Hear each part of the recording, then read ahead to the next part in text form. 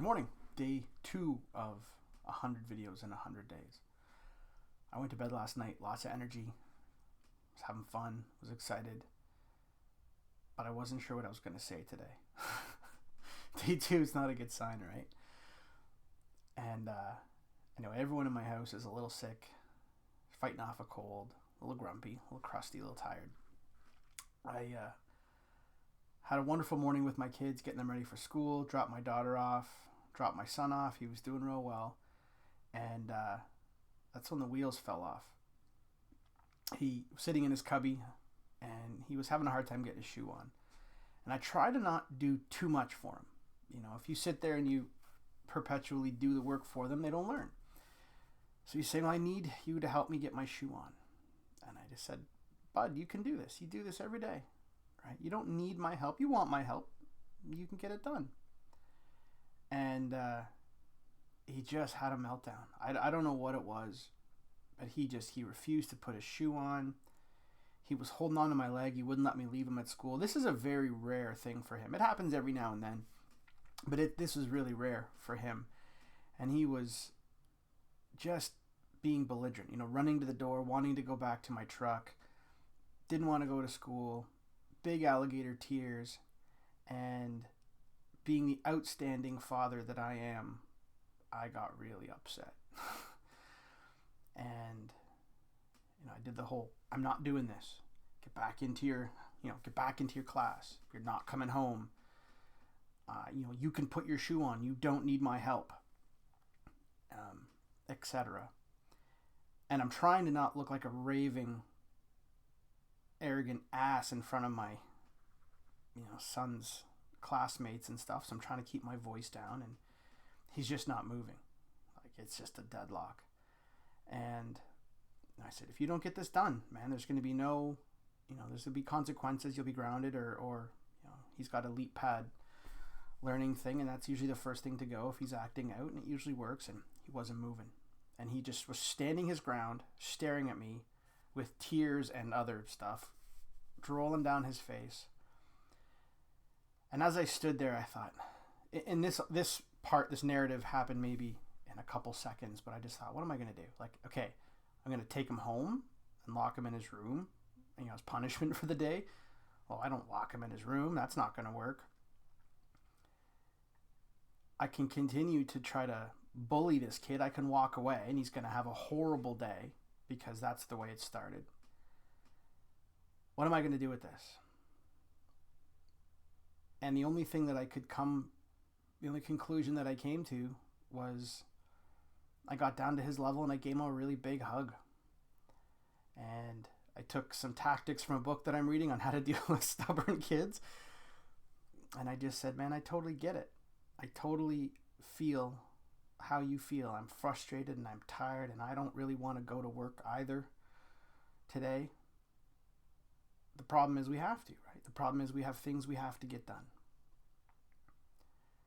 So I just gave him a big long hug, wiped all the bits off his face, did my best to try to distract him and make him laugh a little bit. And, he's a tough kid. He'd pulled himself together as I was leaving. I'm not going to say he was happy when I left, but he was talking with his friends and his teacher was kind of trying to calm him down a little bit. And he said, I love you when we left, and that's good. It's a good sign. I mean, he says it all the time, but it was a good sign. So, not a great start to my morning. And naturally, as I'm trying to go through this evolution, trying to be super dad, and I'm trying to be better than I am, I still slip back into these moments where you're going head to head with a 5-year-old. And no surprise, that doesn't work. And I feel like, wow, what a horrible dad sitting there kind of chewing out his son in school. But more importantly, I'm like, okay, so as I got in my truck and I headed back home, I thought, okay, what did I learn from this? Clearly, I know what I did wrong. Well, not clearly. I think I know what I did wrong. Obviously, I allowed myself to get upset. I was pretty convinced that I was in the right here. And that he was in the wrong. And, And then I said, okay, well, the right call was giving him a hug, and the right call was showing empathy, and the right call was not trying to be right. And I wonder in life, how often do we play that little drama out repeatedly, needing to be right, needing a situation to resolve according to your standard, according to how you feel a situation should play out, not introducing enough empathy into a situation, not trying to figure the other person out. What might be upsetting the other person? Why is the other person acting the way that they're acting? Why did they say what they said? You know, I'm a pretty hard-headed person from time to time, and I think particularly with my son, I'm tough with him. High expectations, which is always dangerous. But I think more importantly, I need to be more conciliatory, more willing to compromise on outcomes, and introducing a lot more empathy into situations, not just with my son, but in general.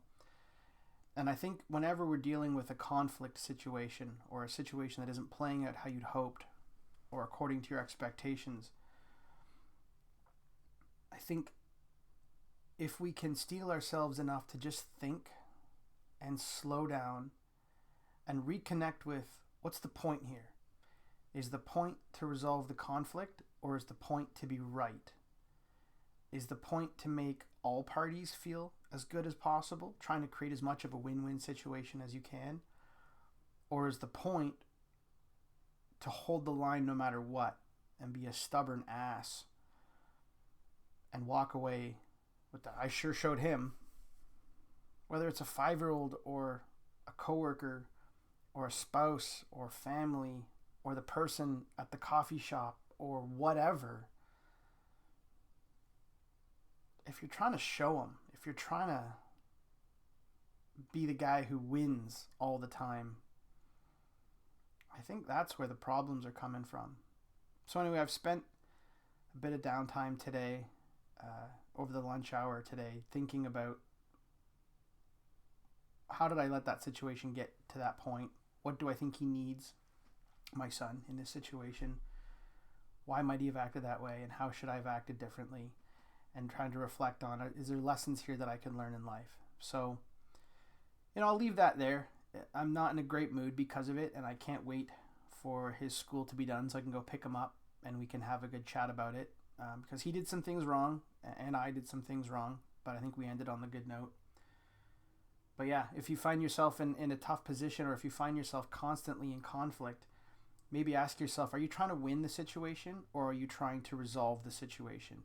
Are you trying to win an argument, or are you trying to resolve an argument? Are you trying to get the best outcome, or are you trying to prove that you're right?